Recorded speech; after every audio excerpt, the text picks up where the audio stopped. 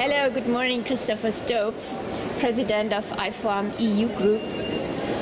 At the first day of the IFOAM EU Congress in Riga, Latvia, the permanent representative of Latvia to the EU, Ivar Lapins, and the Latvian Minister of Agriculture, Jānis Stuklavs, emphasized that the Latvian compromise proposal for the EU organic revision has the aim to reach an agreement even during the Latvian presidency.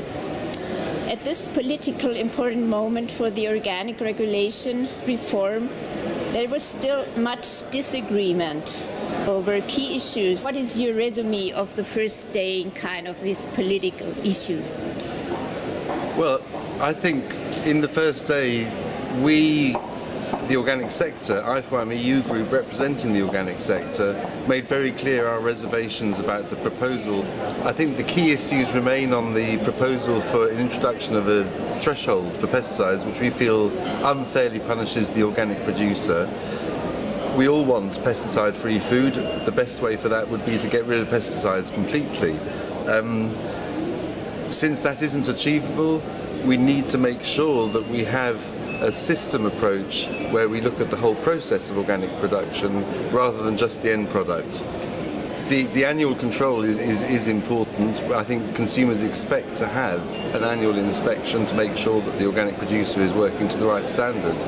In terms of control, imposing strict compliance around the world will make it harder for the smaller, least powerful producers of organic products to gain access to our markets, whereas the big trade blocs who can negotiate trade agreements based on equivalence will have their opportunities enabled. So I think it's unfair and unequitable to have this requirement for compliance. Yeah. What will be the actions till the end of the year? How is the timeline by now? Well, the first step is to get agreement on the 16th of June, and I don't see that as guaranteed. But after that we move into trilogue, and there we're taking note of all the European Parliament considerations. They have many proposals for amendments, and many of those are in line with the expectations of IFOAM EU Group.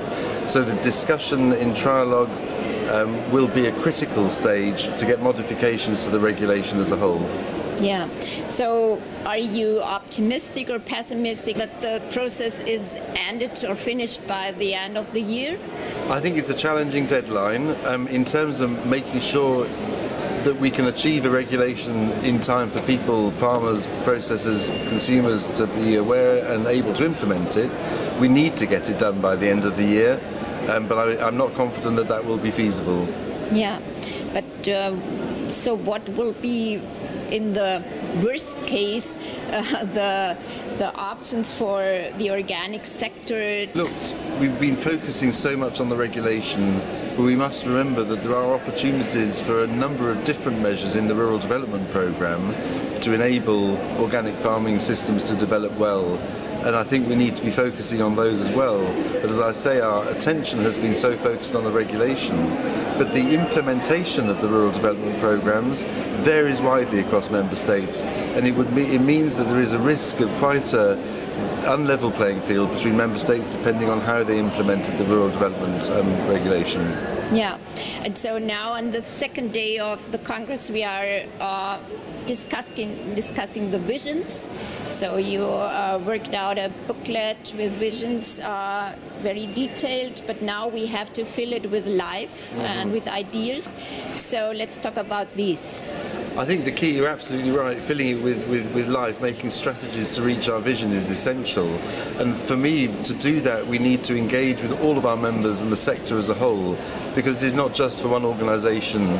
We need to use our diversity throughout Europe to find viable strategies which can enable our vision to reach a much greater level of production of organic and consumption of organic throughout Europe, but also to have innovative solutions to technical and production issues. So that can only come through animating the sector, the movement, the businesses, the farmers. Yeah, the movement of IFOAM is strong, but it could have more members. So you are looking for new members, you are looking for alliances outside the sector, or is it more to strengthen the movement? No, I think you're absolutely right. It's forming alliances with people that have the same overall objectives. There are many movements, civil society movements, organisations who also want a better food and farming system, and the more we can find ways of working together with them and find common alliances, the more opportunity there is for extending the scope and the remit for organic. Yeah, and it's all about a very ambitious goal by 2030, excuse me, that the farming systems should be by 50% of organic coverage. And the thing about a vision is to present a dream of the future. And that then has to translate into realistic strategies which can help us move towards that vision based on achievable goals. So our starting point has been to dream of what the future should look like. Our next stage is to develop strategies related to specific goals that can help us maybe move towards that dream. Fine. So we wish good luck for that, and thank you so much for the talk. Thank you very much.